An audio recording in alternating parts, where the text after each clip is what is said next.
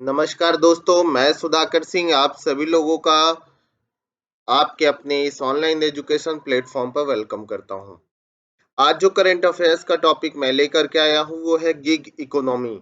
हाल फिलहाल में लगातार चर्चा में रहने वाला गिग इकोनॉमी महत्वपूर्ण टॉपिक है। इसी टॉपिक पर आज चर्चा करेंगे। क्योंकि अगर बात किया जाए तो लेटेस्ट रूप में नीति आयोग ने अपनी एक रिपोर्ट जारी किया है, India's booming gig and platform economy.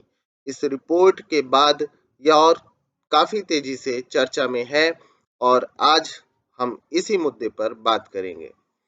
तो चलिए शुरुआत करते हैं। आज का नया टॉपिक गिग इकोनॉमी।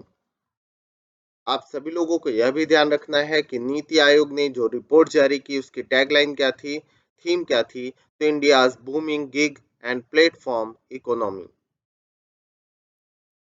तो इज अ गिग वर्कर। सबसे पहले अगर बात किया जाए गिग वर्कर क्या है, उनसे संबंधित चीजें क्या हैं, इन सारी चीजों पर हम विशेष रूप से नजर डालेंगे और जानेंगे कि गिग वर्कर है क्या, इनके काम क्या होते हैं और इनसे संबंधित जो इकोनॉमी है, जो अर्थव्यवस्था है, वो है क्या। इन सारी बातों पर आज हम चर्चा विस्तार से करेंगे। हाल फिलहाल में चर्चा में क्यों है, इस पर एक नज़र डालते हैं। तो हाल ही में नीति आयोग ने India's booming gig and platform economy शीर्षक से एक रिपोर्ट जारी किया है। इस रिपोर्ट में कहा गया है कि 2029-30 तक यानी 2029 एंड 30 तक भारत के गिग वर्कफोर्स के 2.35 करोड़ तक बढ़ने की उम्मीद है, यानी 2.35 करोड़ लोग गिग इकोनॉमी से जुड़ जाएंगे। रिपोर्ट का अनुमान यह भी है कि वर्ष 2020-21 में 77 लाख यानी 7.7 मिलियन कर्मचारी गिग इकोनॉमी में जुड़े हुए थे, जो भारत में गैर कृषि कार्यबल या गैर कृषि से जुड़े हुए क्षेत्र के हिसाब से 2.6% 2.6% या कुल कार्यबल का टोटल वर्कफोर्स का 1.5% 1.5% माना गया है। नीति आयोग ने ऐसे श्रमिकों और उनके परिवारों के लिए सामाजिक सुरक्षा संहिता में परिकल्पित साझेदारी मोड में सामाजिक सुरक्षा उपायों का विस्तार करने की सिफारिश भी की है। इस कारण से ये लगातार चर्चा में है। गिग वर्कफोर्स की अगर बात किया जाए तो NITI Aayog in its report India's booming gig and platform economy said that gig workforce in India is expanding as of 2019-20. Here's what the following sectors implied. Retail trade और सेल्स में लगभग 26.6 लाख लोग यानी 26.6 लाख लोग गिग वर्कर्स के रूप में काम कर रहे हैं। ट्रांसपोर्टेशन में लगभग 13 लाख लोग काम कर रहे हैं। फिनेंस और इंश्योरेंस में 6.3 लाख लोग काम कर रहे हैं और मैन्युफैक्चरिंग इंडस्ट्री में 6.2 लाख लोग काम कर रहे हैं और शिक्षा के क्षेत्र में लगभग 1 लाख लोग काम कर रहे हैं एज अ गिग वर्कर्स के रूप में। नीति आयोग की यह रिपोर्ट बताती है कि 47% are in medium skill job यानी मध्यम वर्ग के जॉबों से जुड़े हुए हैं। 31% लोग लो स्किल जॉब से जुड़े हुए हैं और 22% लोग यानी 22% लोग हाई स्किल जॉब से जुड़े हुए हैं। तो इस रिपोर्ट पर भी विशेष रूप से आप सभी लोगों को ध्यान रखना है। 2019-20 की डेटा को प्रकाशित करता है।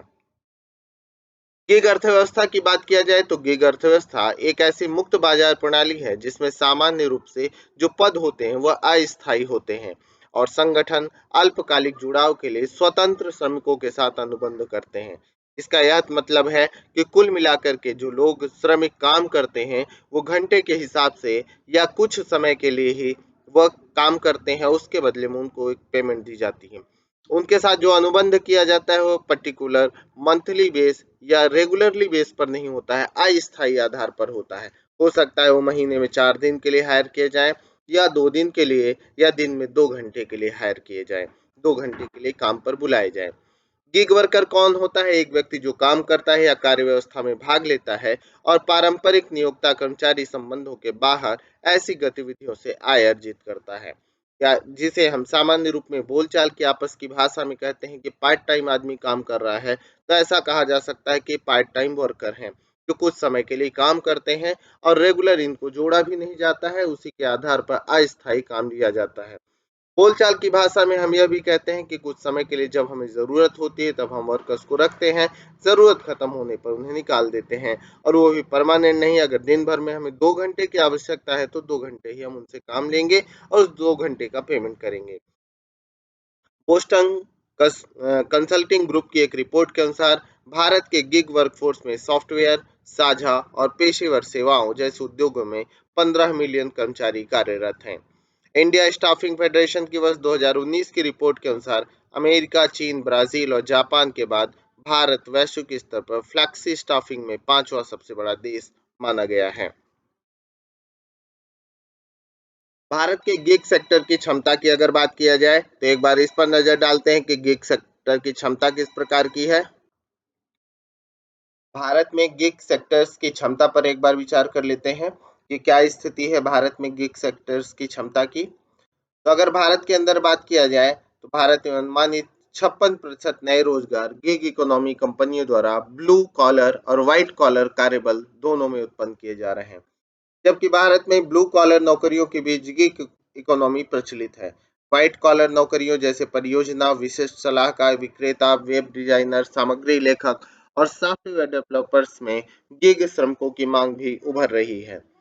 गिग इकोनॉमी भारत में गैर कृषि क्षेत्रों में 90 मिलियन नौकरियां उपलब्ध करा सकती है, जिसमें दीर्घावधि में सकल घरेलू उत्पाद में और 1.25% की वृद्धि होने की संभावना है। जैसा कि भारत वर्ष 2025 तक 5 ट्रिलियन अमेरिकी डॉलर की अर्थव्यवस्था बनने के अपने अपेक्षित घोषित लक्ष्य की ओर बढ़ रहा है, आय और बेरोजगारी के अंतर को कम करने में गिग इकोनॉमी प्रमुख भूमिका निभा सकती है या इसकी भूमिका होगी। रिपोर्ट में उठाए गए प्रमुख मुद्दे हैं। पहली बात तो यह कहा गया कि भले ही गिग इकोनॉमी रोजगार के व्यापक विकल्पों के साथ उन सभी के लिए सुलभ है जो इस तरह के रोजगार में संलग्न होने के इच्छुक है, परंतु इंटरनेट सेवाओं और डिजिटल प्रौद्योगिकी तक पहुंच एक प्रतिबंधात्मक कारक हो सकता है। इसने गिग इकोनॉमी को काफी हद तक एक शहरी परिघटना बना दिया है। नौकरी और आय की असुरक्षा भी इसमें दिखाई देती है। गिग वर्कर्स को मजदूरी, घंटे काम करने की स्थिति और सामूहिक सौदेबाजी के अधिकार से संबंधित श्रम नियमों से लाभ नहीं मिलता है। ये सारी बातें यह इस रिपोर्ट में उठाई गई हैं। इसके साथ ही कहा गया है कि व्यावसायिक सुरक्षा और स्वास्थ्य जोखिम, डिजिटल प्लेटफॉर्म के साथ रोजगार में लगे श्रमिकों, विशेष रूप से ऐप आधारित टैक्सी और वितरण क्षेत्रों में महिला श्रमिकों को विभिन्न व्यावसायिक सुरक्षा और स्वास्थ्य जोखिमों का सामना करना पड़ता है। फीमेल कौशल, ऑनलाइन वेब आधारित प्लेटफॉर्म पर ऊर्ध्वाधर और क्षैतिज कौशल बेमेल के भिन्न स्वरूप देखे जा सकते हैं। अंतर्राष्ट्रीय श्रम संगठन के सर्वेक्षण के अनुसार उच्च शैक्षिक उपलब्धियों वाले श्रमिकों को आवश्यक रूप से उनके कौशल के अनुरूप काम नहीं मिल रहा है और न इस प्रकार उन्हें उसका उचित पारिश्रमिक भी मिलता है। अनुबंध की शर्तें के कारण आने वाली चुनौतियों में डिजिटल प्लेटफॉर्म पर काम करने की स्थिति बड़े पैमाने पर सेवा समझौतों की शर्तों द्वारा नियंत्रित होती है। वे मंच के मालिक और कार्यकर्ता के बीच संविदात्मक संबंधों को रोजगार के अलावा अन्य के रूप में चिन्हित करते हैं। तो कुल मिलाकर के अगर बात किया जाए तो व्यावसायिक स्तर पर काफी ज्यादा जोखिम है। आपकी सुरक्षा व्यवस्था या महिला सुरक्षा व्यवस्था या आपसी संबंधों को लेकर के चीजें स्पष्ट नहीं दिखाई देती हैं। साथ में किसी भी प्रकार के नियम कानून या अधिकार संबंधी श्रम नियमों का लाभ पूरी तरीके से आपको मिलेगा, इसकी गारंटी गिग वर्कर्स या गिग प्लेटफॉर्म पर नहीं उपलब्ध कराई जाती है। गिग सेक्टर्स के प्रमुख चालक में अगर बात किया जाए तो प्रमुख चालक या प्रमुख कार्य करने की जो योजनाएं हैं उनमें यह भी कहा जा सकता है कि कहीं से भी कार्य करने का लचीलापन है। डिजिटल युग में कार्यकर्ता को एक निश्चित स्थान पर बैठने की आवश्यकता नहीं होती है। कार्य कहीं से भी किया जा सकता है, इसलिए नियोक्ता किसी परियोजना के लिए उपलब्ध सर्वोत्तम प्रतिभा का चयन स्थान से बंधे बिना कर सकते हैं। कार्य के प्रति बदलता दृष्टिकोण लगता है कि मिलेनियम जनरेशन का करियर के प्रति काफी अलग नजरिया है। वे ऐसा करियर जिससे उनको संतुष्टि नहीं प्राप्त हो बनाने के बजाय ऐसा कार्य करना चाहते हैं जो उनकी पसंद का है। व्यापार प्रतिदर्श की अगर बात किया जाए तो गिग कर्मचारी विभिन्न मॉडल पर काम करते हैं, जैसे कि निश्चित शुल्क अनुबंध की शुरुआत के दौरान तय होता है, समय और प्रयास व्यतीत किए गए कार्य की वास्तविक इकाइयों परिणाम की गुणवत्ता, फिक्स्ड फीस मॉडल सबसे प्रचलित है। हालांकि समय और प्रयास मॉडल एक दूसरे के करीब आते हैं। स्टार्टअप कल्चर का उदय होता है। भारत में स्टार्टअप पारिस्थितिकी तंत्र तेजी से विकसित हो रहा है। स्टार्टअप कल्चर की अगर बात किया जाए तो भारत में स्टार्टअप पारिस्थितिकी तंत्र तेजी से विकसित हो रहा है। स्टार्टअप के लिए पूर्णकालिक कर्मचारियों को काम पर रखने से उच्च निश्चित लागत की आवश्यकता होती है और इसलिए गैर मुख्य गतिविधियों के लिए संविदात्मक फ्रीलांसर काम पर रखे जाते हैं। स्टार्टअप अपनी तकनीकी प्लेटफॉर्मों को मजबूती प्रदान करने के लिए इंजीनियरिंग, उत्पाद, डेटा विज्ञान और एमएल जैसे क्षेत्रों में कुशल प्रौद्योगिकी फ्रीलांसर प्रति परियोजना के आधार पर को काम रखने पर भी विचार कर रहे हैं। संविदा कर्मचारियों की बढ़ती मांग की अगर बात किया जाए तो बहुराष्ट्रीय कंपनियां महामारी के बाद परिचालन खर्च को कम करने के लिए विशेष रूप से विशिष्ट परियोजनाओं हेतु फ्लैक्सी हायरिंग विकल्प अपना रही हैं। यह प्रवृत्ति भारत में गिग संस्कृति के प्रसार में महत्वपूर्ण योगदान दे रही हैं। इस प्रकार से अगर बात किया जाए तो गिग इकोनॉमी की ये सारी बातें आपको ध्यान रखना है। गिग इकोनॉमी आज भारत की बढ़ती हुई चुनौतियों का एक महत्वपूर्ण मुद्दा तो है ही। सबसे बड़ी बात है कि लोगों को अपनी सुविधा अनुसार काम करने का मौका मिल रहा है। कुछ समय काम करके वो खर्च निकाल रहे हैं, लेकिन इसके साथ ही नियोक्ताओं की अगर बात किया जाए या कंपनियों की बात किया जाए तो अल्प समय काम लेकर के उसका एक चार्ज दे करके अपने कार्य को पूरा कर रहे हैं, यानी कम समय के लिए फ्रीलांसर हायर करके चीजों को मैनेज कर रहे हैं। लेकिन भविष्य की चुनौतियों को भी नकारा नहीं जा सकता है, क्योंकि इसमें किसी भी कार्य करने वाले व्यक्ति के जो श्रमिक दायित्व हैं या श्रमिक रूप से उसके जो लाभ होने चाहिए, उसका जो नियम होना चाहिए, उसकी जो सुरक्षा की भावना होनी चाहिए, वह सब यहाँ पर नहीं मिलता है। लंबे समय तक सुरक्षित जॉब की भी स्थिति यहाँ पर नहीं दिखाई देती है। तो गिग वर्कर्स के रूप में काम या गिग इकोनॉमी के रूप में हम यह तो देख सकते हैं कि वर्क फोर्स तेजी से मिलेगा, वर्क मिलेगा, कार्य मिलेगा, लेकिन सरकार को आने वाले समय में यह भी इस पर विशेष रूप से ध्यान देना होगा कि किसी भी प्रकार से गिग वर्कर का एक्सप्लॉइटेशन ना हो, शोषण ना हो सके और उनके अंदर असुरक्षा की भावना ना जन्म ले।